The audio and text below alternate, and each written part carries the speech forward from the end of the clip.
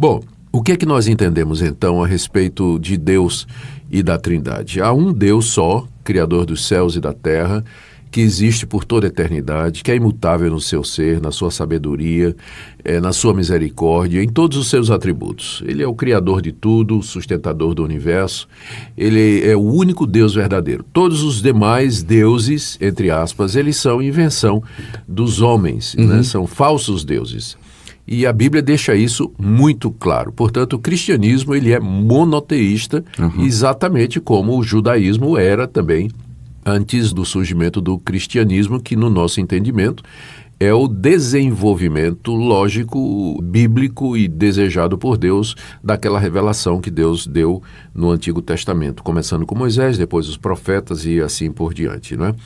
Bom, mas essa mesma Bíblia que nos fala que há um só Deus, o único Deus verdadeiro, só há Ele, essa Bíblia também se refere a 3 pessoas que subsistem no ser de Deus e que são referidas como Deus.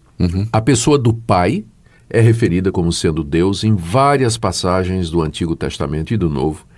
Jesus Cristo, ele é referido como Deus no Novo Testamento, com frequência, há passagens claras a respeito disso. Ele recebeu adoração, ele respondeu pedidos e há vários exemplos de orações que são feitas à pessoa de Jesus Cristo no Novo Testamento, né? E note que essas orações elas foram feitas por judeus convertidos à fé em Cristo Jesus. E há uma terceira pessoa que também é referida como Deus, tanto no Antigo Testamento como no Novo, que é a pessoa do Espírito Santo.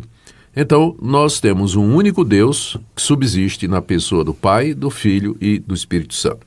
As 3 pessoas são iguais em glória, honra, poder, majestade, louvor e adoração. Ou seja, nós deveríamos nos dirigir às 3 pessoas da Trindade em termos iguais. Não é? Nós devemos adorar o Pai, devemos adorar o Filho e devemos adorar o Espírito Santo, já que eles são igualmente Deus.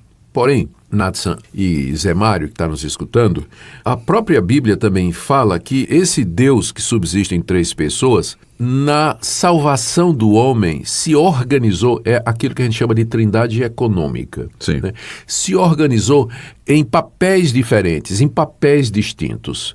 E para resumir, nós dizemos assim, que o Pai planejou desde a eternidade a salvação do homem, o Filho tomou figura humana, na pessoa de Jesus de Nazaré, se encarnou e ele executou o plano da salvação, morrendo na cruz e ressuscitando dentre os mortos. Note que quem morreu na cruz não foi nem Deus Pai, nem Deus Espírito Santo, mas Deus Filho. Né? Ele executou a obra da redenção na cruz do Calvário.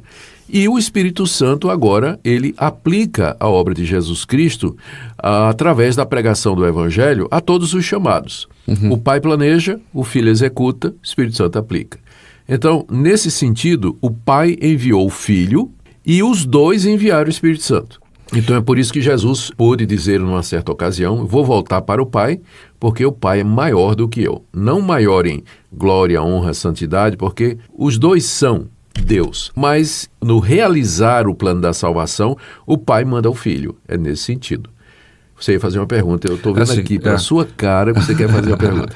É só interferir aqui um pouquinho, que por conta disso há também um equívoco em achar que quando Jesus Cristo disse, se eu não for, o Espírito não vem, como se fosse, bom, agora eu me manifesto como Espírito, depois eu volto, me manifesto como Pai, e depois eu volto, me manifesto como Filho. Isso é uma heresia antiga chamada modalismo, né? Isso, exato. Como se não existissem 3 pessoas distintas, mas apenas 3 manifestações do mesmo Deus. Mas isso não é verdade. São 3 pessoas distintas, mas que são Deus. Né? E esse é o grande mistério. Bom, agora, o que é que isso tem a ver com adoração, né? Eu creio que isso tem que ser refletido no culto que nós prestamos a Deus. Ou seja, que Deus é triuno e que Ele se organizou na salvação, seguindo um projeto em que o Pai envia o Filho e os dois enviam o Espírito Santo. E que o Pai planeja, Filho executa, Espírito aplica. Então vamos pensar como seria um culto, né, trinitário, né? A nossa adoração, ela é monoteísta, na verdade não é a questão de ou um ou outro, né? A nossa adoração, ela é monoteísta e trinitária. Sim. São as duas coisas. Vamos pensar aqui num culto, como seria um culto monoteísta trinitário, né? Vamos pensar aqui a partir dos elementos do culto. Então, a oração. A oração, ela deve ser dirigida a Deus Pai, em nome de Jesus Cristo, na mediação do Espírito Santo. É geralmente assim que nós fazemos. É possível orar a Jesus Cristo? É sim. É possível orar ao Espírito Santo durante o culto? É possível sim. Tá certo? Mas se você levar em consideração a organização das três pessoas na salvação, o Pai vai receber a adoração em nome do Filho, mediante o Espírito Santo. Não é que isso é obrigatório, mas é o mais coerente com o plano da redenção que nos é apresentado na Bíblia.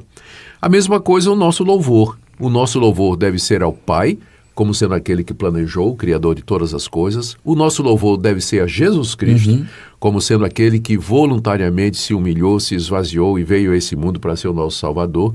E o nosso louvor, ele deve ser também ao Espírito Santo, santificador, que habita em nós, que nos capacita com os dons, que nos guia e que nos ilumina na compreensão da sua palavra.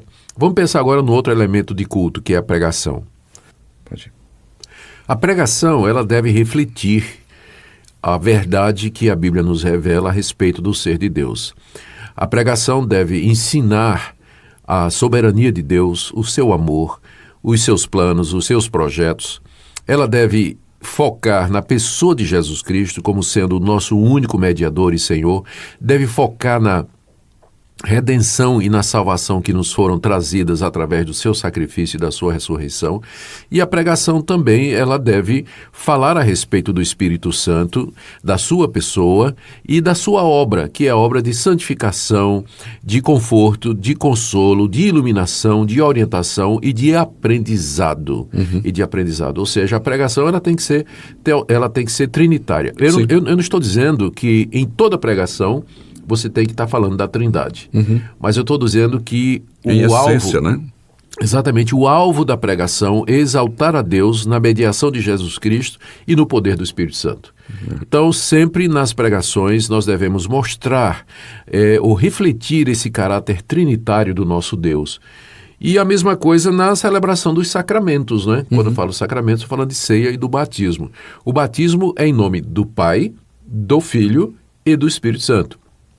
E ele tem como objetivo simbolizar a nossa entrada na aliança que esse Deus trinitário tem conosco. Sim. Essa aliança que o Pai estabeleceu na mediação do sangue do Filho e que é aplicada e tornada eficaz pela ação do Espírito Santo. Exato. E quando a gente celebra a ceia, novamente lá está o caráter trinitário do nosso Deus. O pão e o vinho, eles simbolizam a carne e o sangue de Jesus Cristo, Deus Filho, que se deu por nós por conta dos nossos pecados. Mas o que torna comer o pão e beber o cálice eficazes, porque de fato nós nos alimentamos quando alimentamos espiritualmente quando participamos da ceia, mas quem torna isso eficaz é o Espírito Santo, agindo ali e aplicando a obra de Cristo ao nosso coração. E tudo isso para o louvor da glória de Deus, inclusive... Nos levando ao arrependimento, inclusive confissão de pecados. Confissão de pecados ali.